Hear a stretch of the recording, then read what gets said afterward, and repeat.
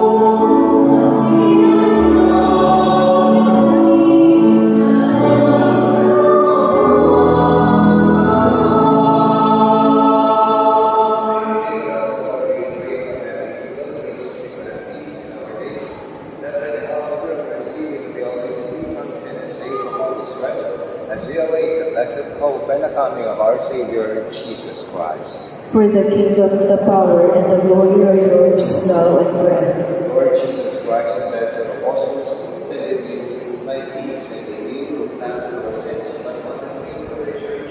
He places to my right hand, and for us in the will and the faith forever and ever." Amen. Peace to the Lord, and with your spirit.